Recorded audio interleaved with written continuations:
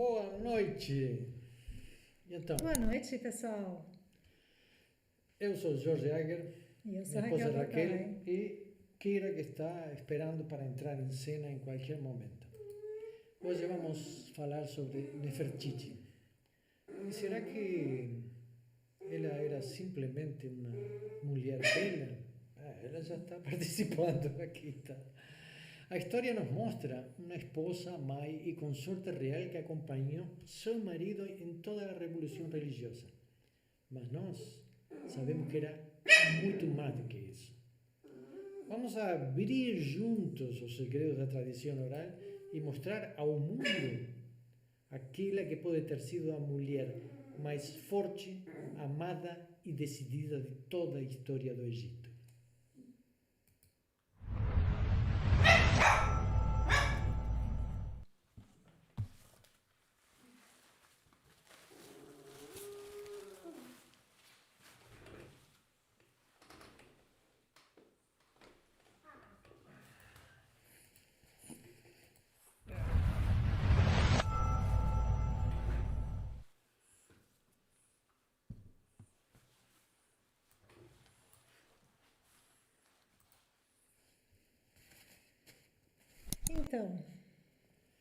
Então aqui estamos. Aqui está Kira, para quem não a conhece, é nossa filhinha de quatro patinhas, tem mais de 100 anos, não consegue caminhar mais já a esta altura de sua vida, mas está em todo o seu esplendor e sempre querendo participar. Em parte não dá para não colocá-la, porque senão ela faz um escândalo que não poderíamos falar. Então, vamos começar primeiro fazendo uma pequena apresentação de onde vêm as fontes de nossa história e de nosso conhecimento. Existe uma enorme diferença entre a ciência da história e a tradição oral. Não podemos negar isso. A tradição oral está sendo importante, digamos, hoje no estudo da história da África, está sendo integrada nesses estudos por historiadores mais modernos. Mas a história chamada oficial, ela, digamos assim, procura dados em textos, em objetos, em desenhos, em obras de arte, para depois montar uma possível história. O problema é que essas interpretações geralmente estão influenciadas pelo ego do historiador, assim como por interesses políticos, culturais e religiosos. Tá?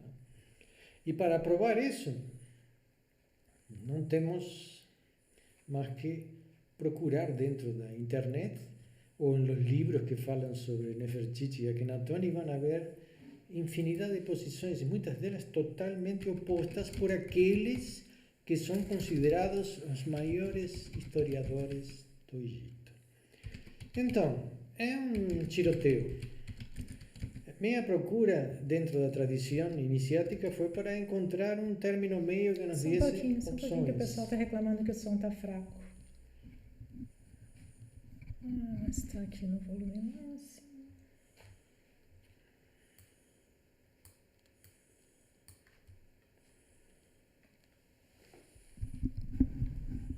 Bom, será que agora está melhor? Eu acho que está chegando ao ponto de... Vou pedir uma resposta aí. E aí, pessoal, melhorou o som?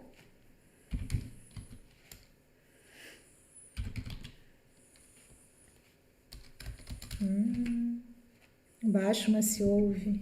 Por quê?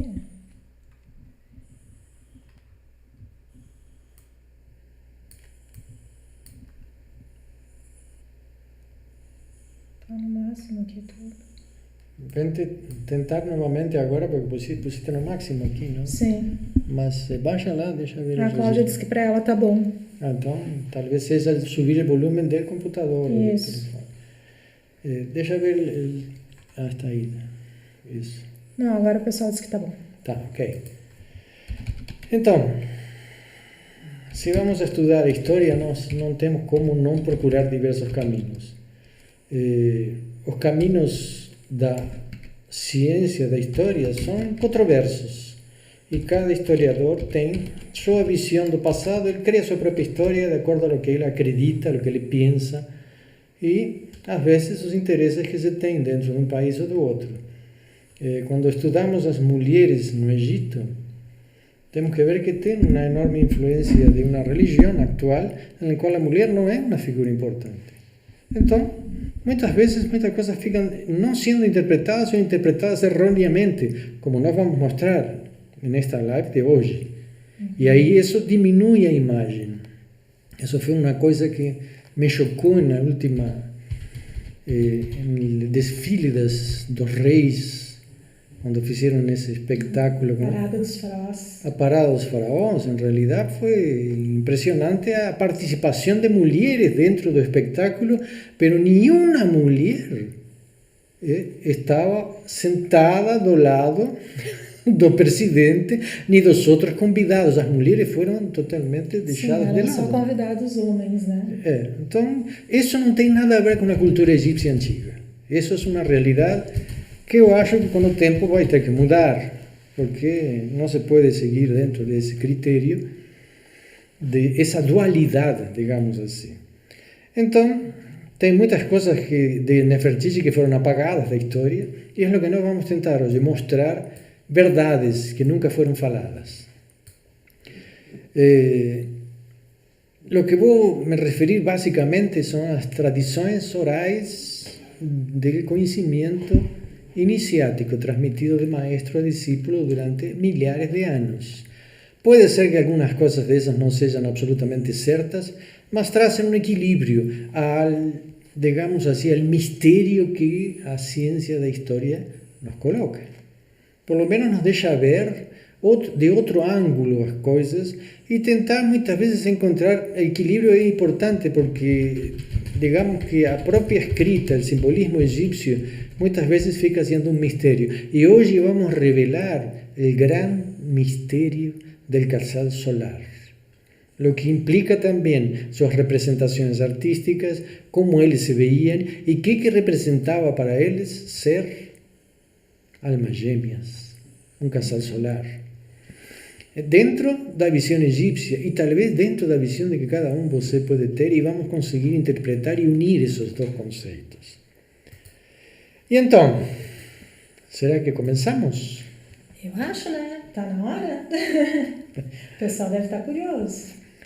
Bom, então, digamos que, primeiro, dentro da tradição oral, Nefertiti não seria uma princesa estrangeira vinda do reino de Mitanni.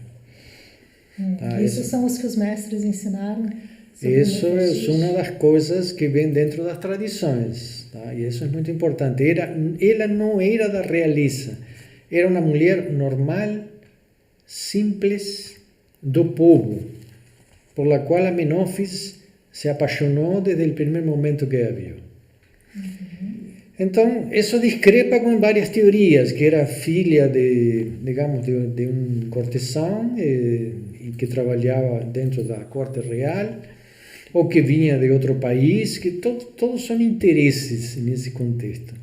Mas podemos dizer que Nefer, a vela, quer dizer a vela, e Nefer também é um símbolo de um instrumento musical, com cordas. Foi encontrada por Amenófis em seus passeios fora do palácio, porque ele saía e fugia do palácio e se envolvia com o povo, onde ele predicava suas ideias, e aí conheceu Nefer, que depois foi chamada Nefertiti, tá? A mais bela chegou, tá? Então temos que entender uma coisa, Amenófis IV, que depois se chamou Akhenaton, tinha uma forma de viver sem imposições. Digamos que a rainha, mãe, estimulou ele sempre para seguir o que? Seguir seu coração. Então, lo deixou livre, com uma condição que desenvolvesse seu espírito, seu conhecimento místico, se aprofundasse, e entrasse realmente a trabalhar dentro dos templos de Aton, que já existiam 2 ou 3, se não me equivoco, naquela época, em Luxor. Digamos que, então, o que se esperava dele era que ele dirigisse os templos de Aton.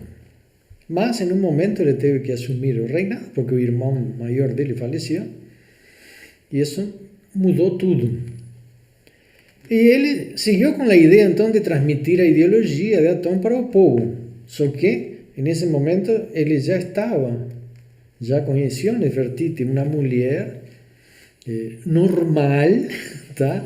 E se aproxima dele e atrasa ao palácio, onde a rainha mãe termina por aceitar e entender a importância de esta jovem em toda a revolução que estava por se iniciar.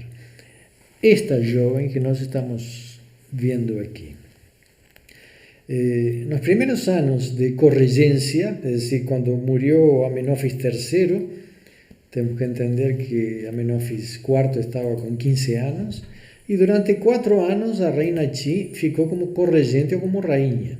Nesse tempo, Amenofis foi preparando, digamos assim, suas ideias, tentando organizá-las e colocá-las em prática, só que ele viu a resistência que tinha dentro da própria estrutura que existia ao redor dele, dentro dos próprios templos, e decidiu envolver-se mais com o povo. O exército sempre ia estar apoiando o faraó.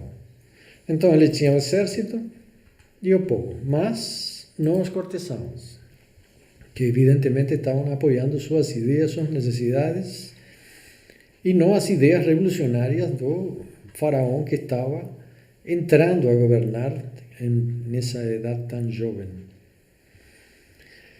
Então,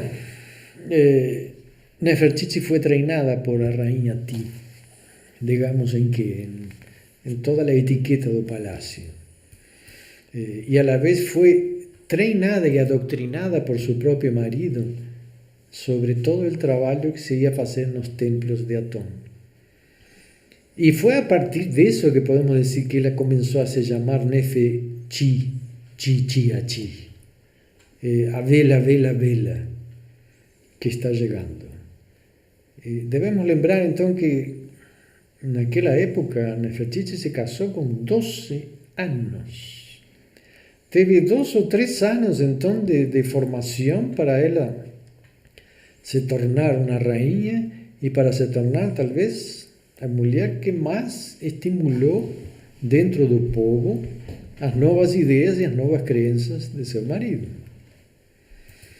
Então, nesses anos, ela começou a peregrinar e a espalhar as ideias de Atón nas praças públicas, que até hoje, se vocês vão ver, no Egito vão encontrar pedestais como colunas cortadas, que eram os lugares que os sacerdotes separavam para predicar nas praças e falar sobre suas ideias, falar sobre profecias e suas doutrinas. Enquanto ela predicava no povo, Amenofis IV formava um grupo de sacerdotes, preparava e integrava o povo, digamos assim, a novas ideias, preparava os sacerdotes para expandir sua ideologia, e Nefertiti entrava no povo porque ela era do povo, não era uma pessoa distante da população, ela fazia parte dessas pessoas. E imaginem, sendo a esposa real, falando com a população que nunca tinha contato com o faraó, jamais tinha que baixar a cabeça quando passava o faraó, não podiam olhar. Era um respeito, era um Deus. E de repente ela aparece, e até sabemos que ela mais adiante aparece dirigindo seu próprio carro, coisa que era uma coisa virtualmente inaceitável naquela cultura. A rainha dirigia o carro, não tinha alguém que dirigia para ela. Então uno já vai vindo, olhando como era sua personalidade e seu impulso de fazer as coisas e seu senso de liberdade. Então, imaginem isso. Ela aparecia frente ao povo, se parava em cima daquelas colunas, com suas vestimentas, com suas perucas, que ela impôs uma moda em sua época, que é a peruca curta, não? A peruquinha, que era a que usava geralmente o exército, ¿no? Pequenas perucas. Tu dirás, por que o exército usava perucas e por que as mulheres usavam perucas? Nós temos que entender que o sol em Egito destroçava os cabelos, tá? E tinha enormes problemas de higiene também, porque tinham piolhos e tinham um monte de problemas, então usar a cabeça sem cabelo era algo muito normal na cultura egípcia. É decir, as meninas deixavam crescer o cabelo hasta os 10, 11 anos, quando se casavam, e depois cortavam, e com esse cabelo faziam as perucas, que depois podiam usar. Fíjense que se encontraram em túmulos de princesas. Tem uma delas, que não me lembro o nome agora, mas uma delas encontrou mais de 70 perucas, com penteados absolutamente diferentes. Tá? Então, e cabelos naturais, tá? Nada daquilo era sintético. Então, digamos que essa mulher arrasou, tá? Chegava lá no povo e o povo adorava, as mulheres ficavam pensando, como que eu faço para manter meu marido? Como que eu faço para conquistar um faraó? Ela era idolatrada, era a heroína do povo. E temos que reconhecer que isso era extremamente importante nessa conexão que tanto Amenófis queria estabelecer. O apoio do povo, o apoio do exército, então vou impor minha revolução. Que meu conceito foi uma ditadura da consciência, porque uma coisa é convencer as pessoas e criar uma nova crença, e outra coisa é impor, por decreto que ele fez. Mas Nefertiti acreditava piamente nas ideias de seu marido. Se identificava totalmente com aquelas ideias de igualdade entre todos os homens, entre todos os povos, entre todas as raças. Falar disso para esse povo sofrido, em uma classe social que não tinha acesso nunca, digamos, a ser grandes sacerdotes ou estar dentro do palácio, era derrubar enormes mitos de separação de castas que eram extremamente fortes na sua época. E isso evidentemente afetou toda a sua cultura e toda a sua época. É decir, quem era que não ia escutar algo que queria ouvir? Vamos a ser todos iguais.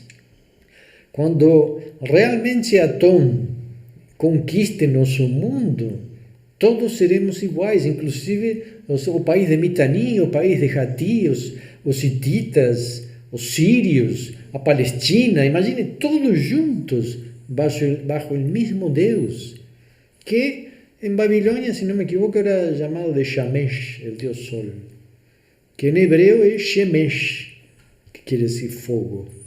Então, o que vemos naquela época era uma tentativa de integrar o mundo, como se conhecia em sua época, baixo uma sola divinidade e alguém que representava esse Deus, que era o casal solar. E por que eles são chamados de casal solar? O que isso representa? Boa pergunta.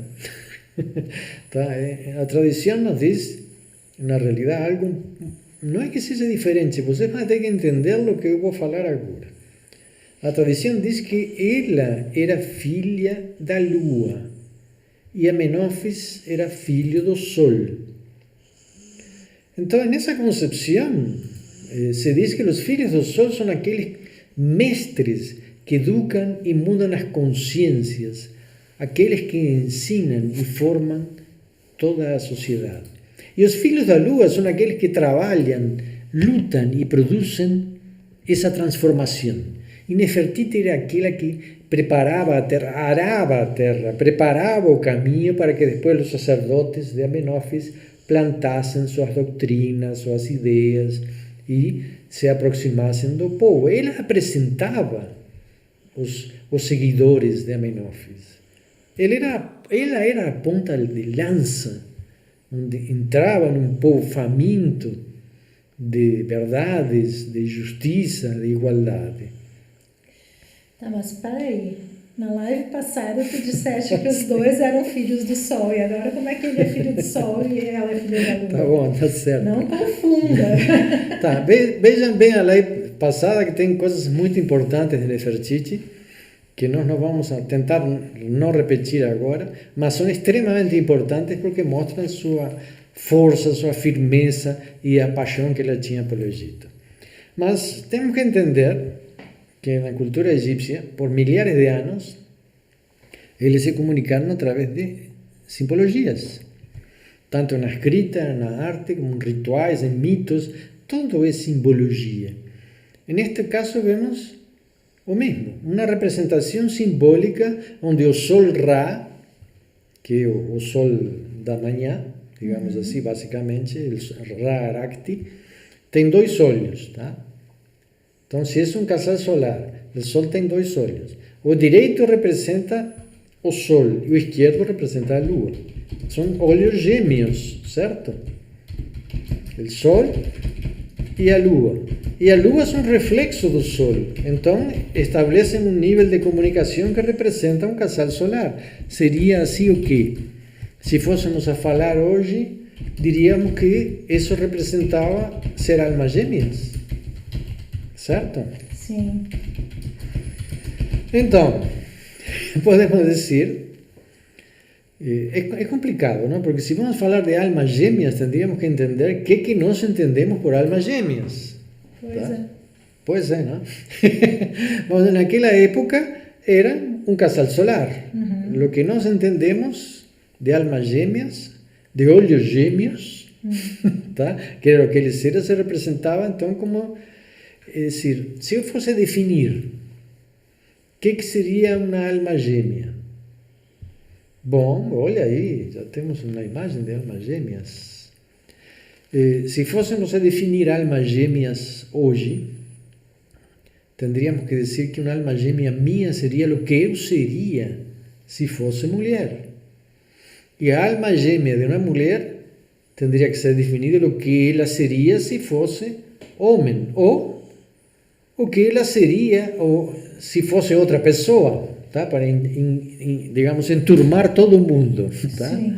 Então, o que nós vemos é muito interessante, porque se vocês verem nessa imagem aí, as almas gêmeas, vão ver que a imagem da direita da tela é a imagem de Nefertiti com o rosto de Amenófis IV, de Akenatón. O mesmo rosto. E se vemos o corpo dele, e a roupa que ele usa é a mesma roupa e o corpo de Nefertiti. Então, aí sim entendemos que o conceito egípcio de casal solar e de alma gêmea é o que eu seria se fosse mulher e o que ela seria se fosse homem. Os dois se representam de igual forma, estavam totalmente ligados. Não podemos dizer outra coisa. Ele representou, através de todas suas pinturas, essa relação perfeita de que ela era a alma original, a metade de sua alma que se completava com ela. Porque ela tem o rosto dele e ele tem a roupa e o corpo dela. Então vemos essa conexão entre os dois que formam uma integração plena. É um símbolo simples. Não tem grandes mistérios e os egiptólogos até hoje não entendem, não conseguem entender. Les falta um mínimo de interpretação simbólica e mística. E estou falando dos maiores egiptólogos do mundo, não entendem a representação egípcia de almas gêmeas. E isso é triste. Como podem compreender uma cultura se não entendem o que eles estão... Isso porque talvez eles nunca viveram essa vontade de encontrar essa alma gêmea, de sentir que a pessoa está de seu lado. É ele, só que sendo mulher. É algo que completa totalmente minha existência. E isso é uma alma gêmea. Então... talvez isso não represente exatamente uma ideia de amor. E talvez todo isso tenha sido outro contexto, porque isso foi representado assim. Desde o meu ponto de vista, existia uma série de coisas que criou esse contexto. Então, tu acha que eles tinham um destino juntos e não um amor? Eu acho que sim, que havia um destino. Que os dois tinham que se encontrar e levar adiante essa ideia fantástica de integração da sociedade como um todo. Somos todos iguais dentro da sociedade. Bom, dentro de um certo critério, somos iguais. Não podemos dizer que somos exatamente iguais. Pero são ideias que nascem na história a cada certo período de tempo. Nos anos 50 e 60, o movimento hippie, paz e amor, bicho, era isso, exatamente. Somos todos iguais, tá? Nós temos que amar e viver em paz. Pronto. Então não teria mais problema. Se vocês vão ver como se formou o Estado de Israel, basicamente se foi chamando as pessoas para os kibbutz. E quem foram os kibbutzim? Foram os jovens de todo o mundo.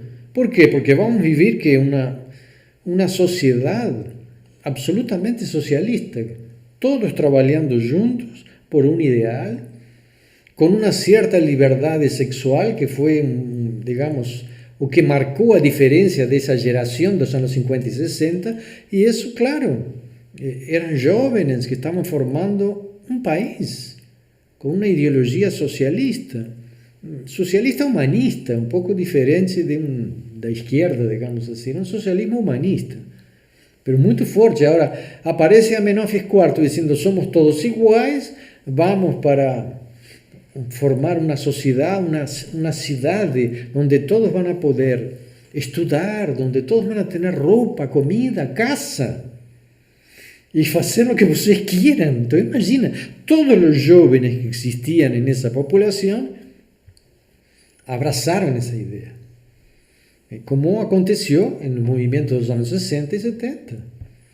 Foram atrás. E aconteceria, se alguém viesse agora e dizia, bom, somos todos iguais, agora não é que vamos a igualar as classes sociais, vamos todos lutar por viver em paz, com amor, tá? Que a igreja vem tentando isso há muito tempo, muitas religiões promovem isso, mas ele estava fazendo isso. Vamos construir essa cidade, vamos construir este mundo. Foi uma revolução e ele comandou uma das partes mais importantes dessa revolução. Então, o que podemos dizer? Que um casal se une por ideias comuns? Sim. Quantos casais nasceram no movimento hippie? Isso não quer dizer que represente amor. Pode ser, talvez, uma fantasia. Então, temos que entender que as ideias, elas nascem, vivem e morrem e se transformam. E acho que quando Nefertiti tomou a decisão de comandar o exército, de defender o Egito do ataque dos mitanis e do país de Hatti, dos hititas, aí foi o fim dessa relação ideal dos dois. Primeiro que ele não conseguia tomar uma decisão de defender o país. Ela tomou a decisão de fazer o que ela fez, que é o que nós falamos na live anterior. E essa decisão deve ter sido terrível para ela, porque o que ela fez foi fantástico para defender o Egito, mas foi uma decisão impressionante que uma mulher teve para evitar, inclusive, que nenhum soldado egípcio fosse morto. Foi fantástico como ela resolveu essa guerra. Então, eu acho que isso, nesse momento, aí que os dois se separaram. Aí que ela desaparece. Sumando a isso, a morte de suas 3 filhas. Então, imagina essa mulher levando toda essa população para Tel El Amarna, depois vendo o que estava acontecendo em Tel El Amarna, como morriam as crianças, mal alimentadas, e as filhas dela morrendo. 6 filhas, morrem 3, depois morre a 4ª. Isso deve ter sido uma coisa terrível, tá? Então imagina o que pensou ela nesses momentos, não? Onde está Atum? Sim, onde está Deus? Onde está Deus? Olha esta cidade que parece maravilhosa e as crianças estão morrendo porque estão fazendo trabalhos forçados, tá? E olha o que aconteceu com as minhas filhas. Então, onde que ela ficou nesse processo? Como ela ficou com todas as ideias de Amenófis IV? Que eram maravilhosas, mas as ideias precisam, digamos, ser materializadas a través do tempo, dentro de uma realidade. E ele vivia uma enorme fantasia.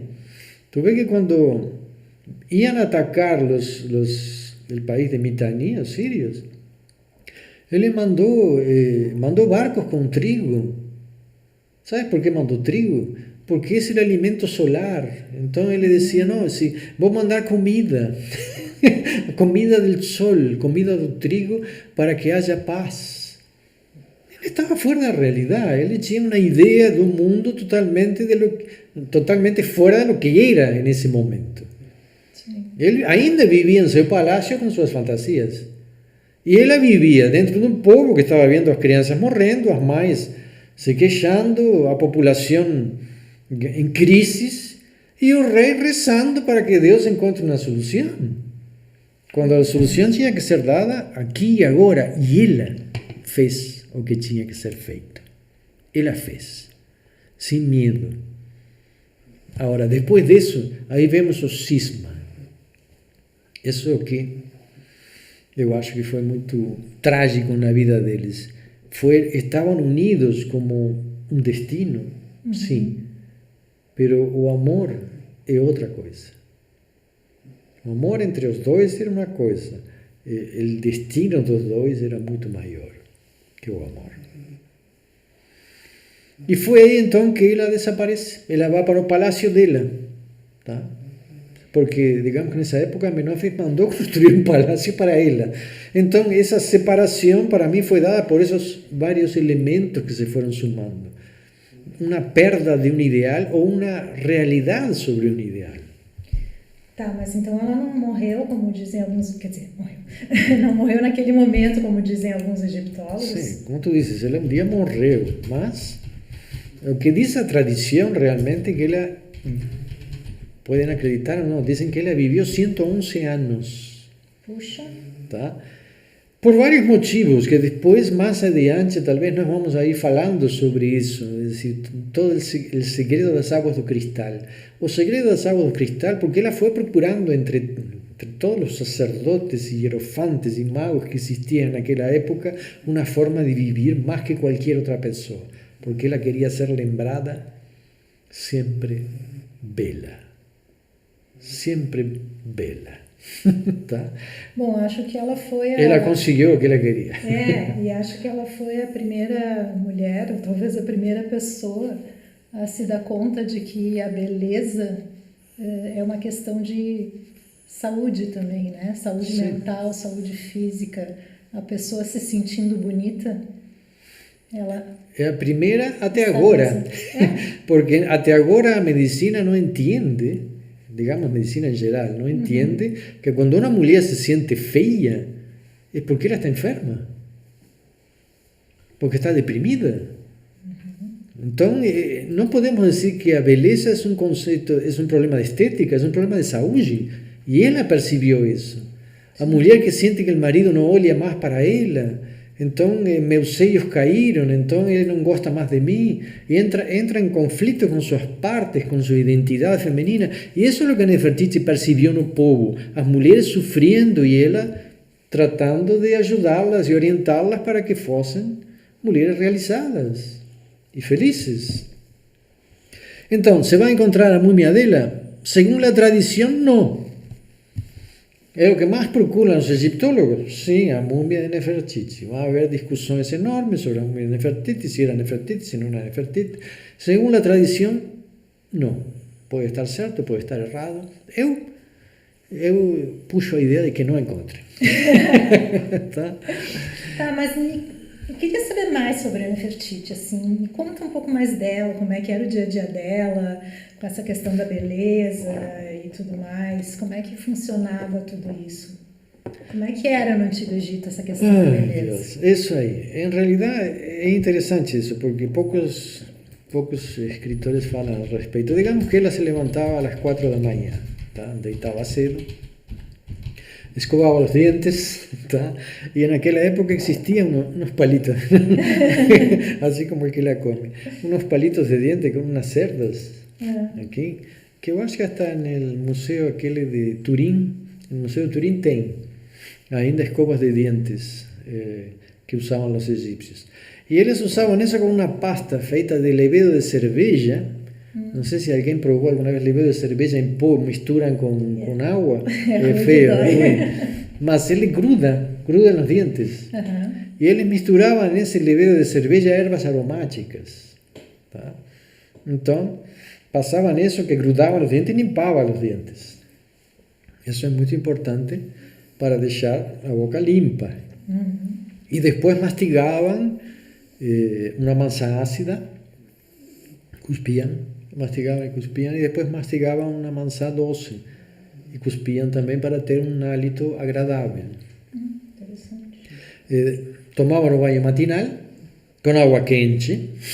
Tá? Água quente. Sim, tem que ver que no Egito de manhã é frio. Sim, tá? deserto, né? Deserto, sim, de baixa temperatura, em inverno mais ainda, né?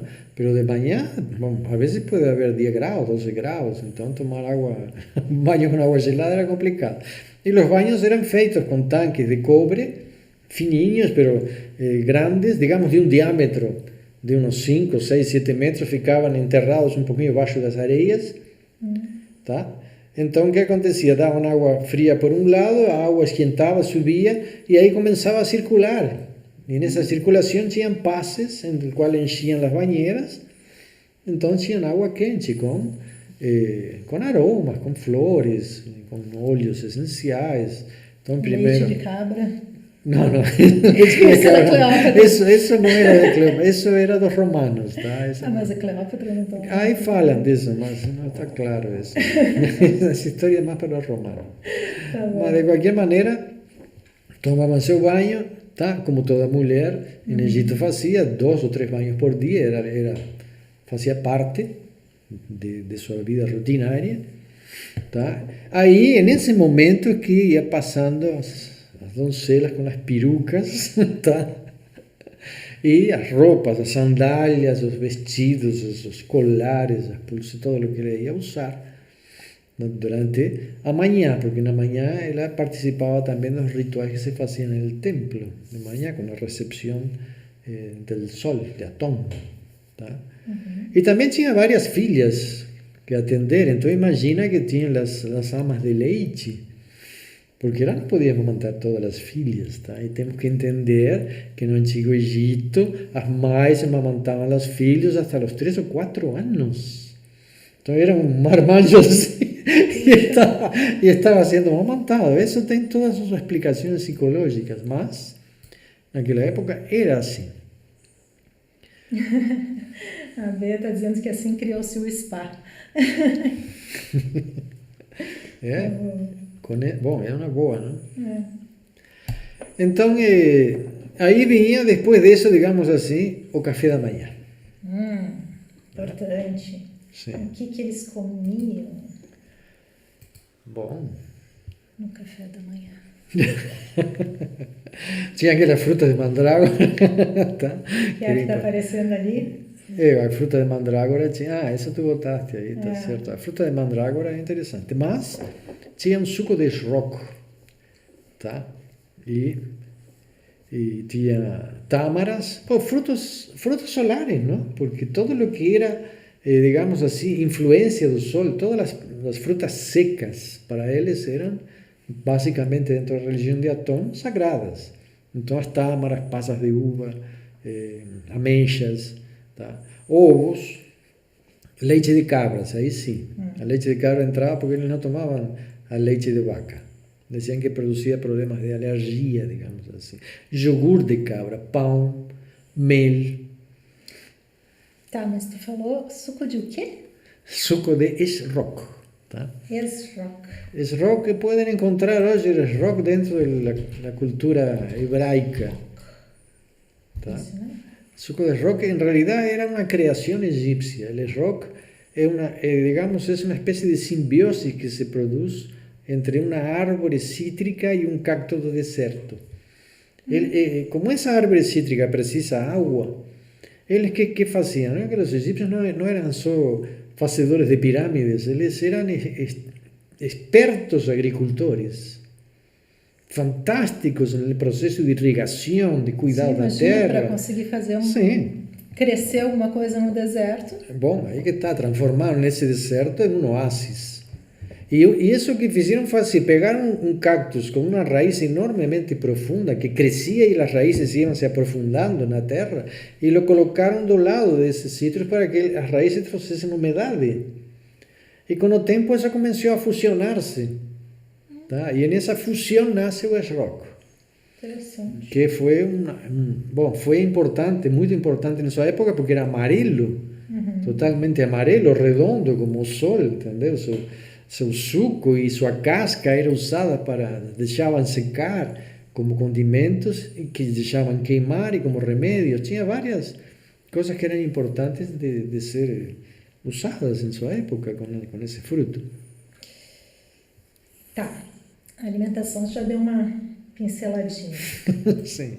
Mas agora, me fala sobre os hábitos de beleza dela. Bom, os hábitos de beleza são importantes em todas as mulheres no Egito, que ela ensinou. Tá? Ensinou coisas fantásticas como a depilação, por exemplo. O segredo da depilação naquela época era feito com o cabo David. Porque hoje é complicado, não? As mulheres para depilarem... Mas agora têm depilação egípcia que eles chamam, né? Sim. Que é com o fio aqui. Tem o fio. Bom, tudo bem, o fio era parte, mas estou dizendo o que não se conhece. Digamos que a vide, ela tem uma resina, quando tu esquentas o cabinho da vide, libera essa resina, então eles faziam girar essa resina sobre os cabelos e puxar também. É uma espécie de cera também. Uma espécie de cera diferente, mas tudo isso é importante. Devia doer igual. Isso aí. Depois outra coisa que ela ensinou às mulheres era como o marido participar desse processo. Olha, é interessante. Ela entendia que o homem e a mulher têm que estar participando em tudo. Na cozinha, na casa, no trato, na feminidade, porque o homem que também faz a mulher e a mulher faz o homem.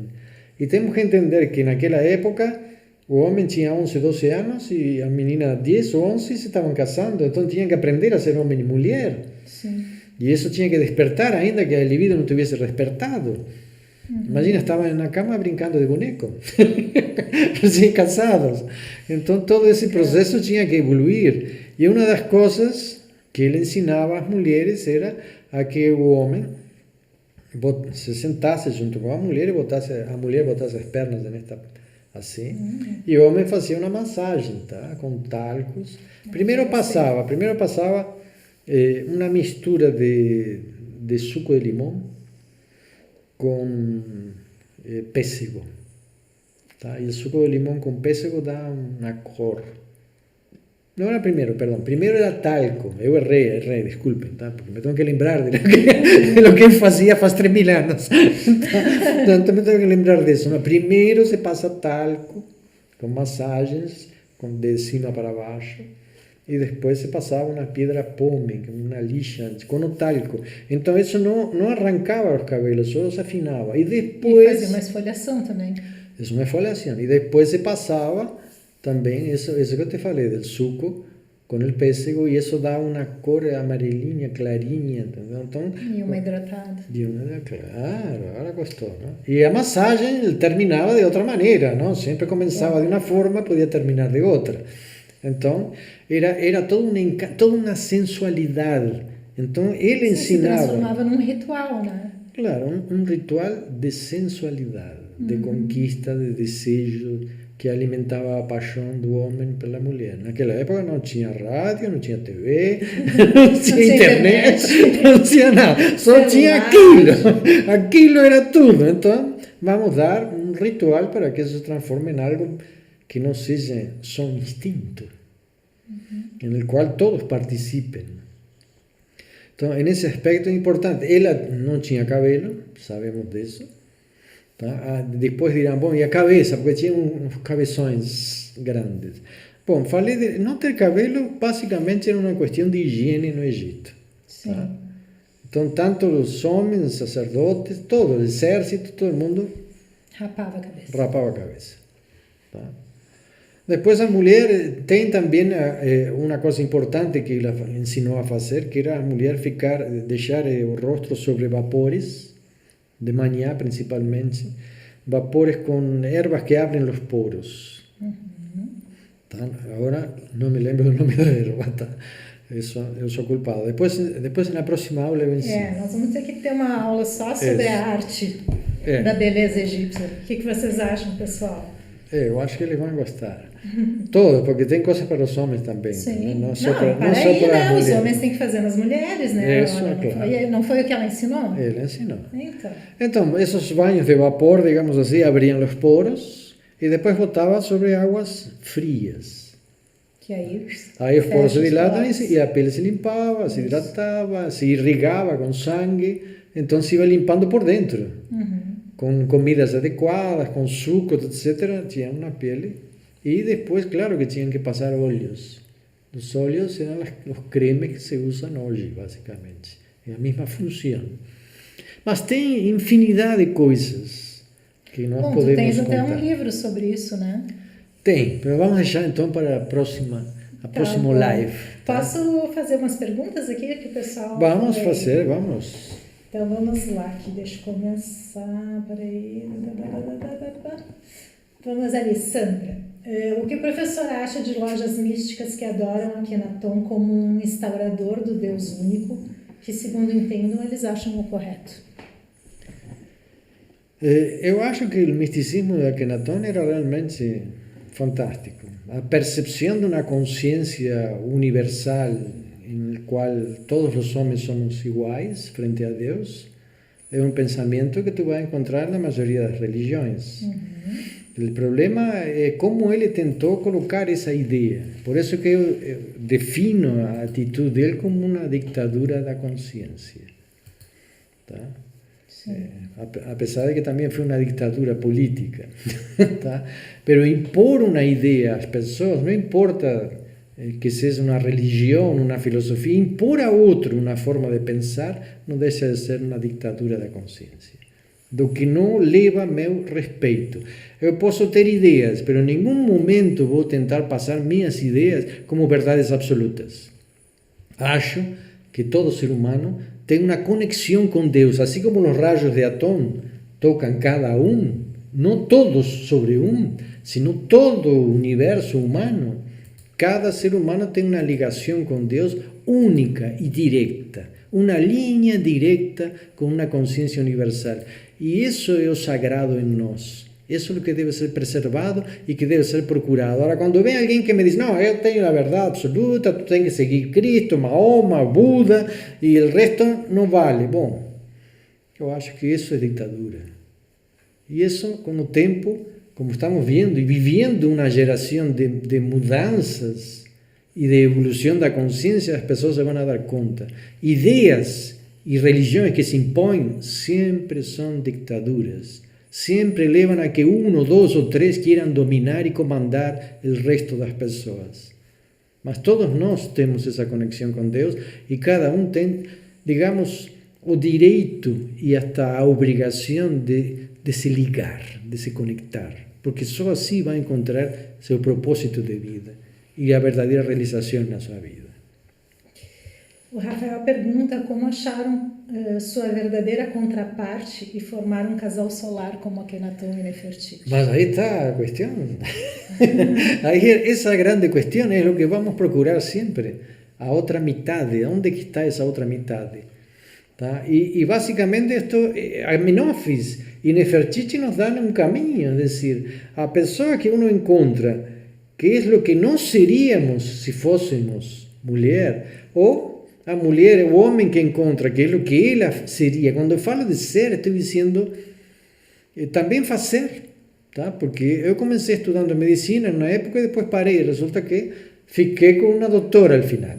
Então, uma parte minha é dela e uma parte dela é minha. Do que ela faz, eu sonhei em fazer. E o que eu faço, que é tratar as dores da alma, ela trata as dores do corpo e eu trato as dores da alma. Então temos uma conexão, a mesma conexão que eu acho que Nefertiti e Akhenaton tinham. Os dois estavam lutando por um sonho e por um grande ideal. Eu acho que tu, se quer encontrar aquela mulher, é só pensar nisso. De todas as mulheres que tu conheces, aonde está aquela que tu sientes que eres tu? Essa é a tua alma gêmea. Bom, hein? A Rosalba diz que não compreendeu o porquê de tu achares que não vão encontrar o corpo de Nefertiti. Se tu puderes comentar, tudo bem. Eu sei que muita gente quer encontrar a múmia Nefertiti. Eu, personalmente, não gosto desse negócio de encontrar túmulos e abri-los e tirar múmias e botar isso na exposição pública. Não respeitam a ideia espiritual que se tinha naquela época. Uma das ideias fundamentais é que cada múmia volta cada certos milhares de anos para seu túmulo. Por isso que faziam túmulos para durar milhares de anos. Pirâmides para durar 80.000, 100.000 anos. Sim, porque o espírito dá uma volta e retornava. Agora, o que acontece com essa crença? Não é respeitada. Então, qual é a diferença? Porque assim todo mundo vê como eles eram. Eu acho que, para mim, o importante é que haja um respeito pelas ideias dos antepassados. Se eu vou e abro o túmulo das pessoas que estão morrendo aqui, eu sou um criminoso. Agora, se abro o túmulo de uma pessoa que morreu há 5.000 anos, eu sou um herói. Eu acho isso muito confuso de entender, muito mais que o que eu disse. O que eu disse é que não gostaria de que se encontrasse o túmulo, porque quero seguir vendo a tradição oral como algo importante.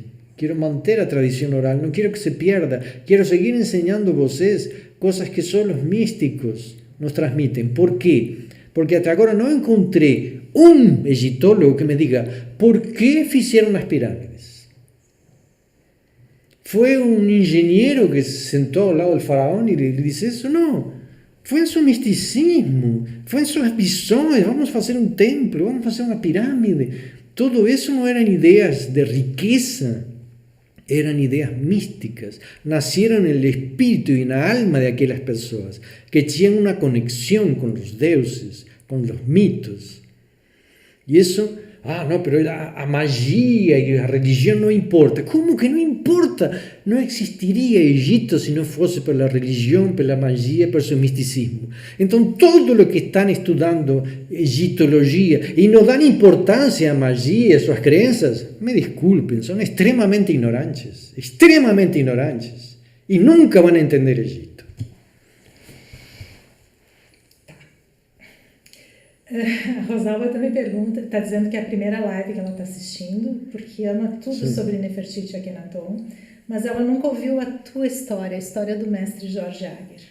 Como que ela pode saber da tua história?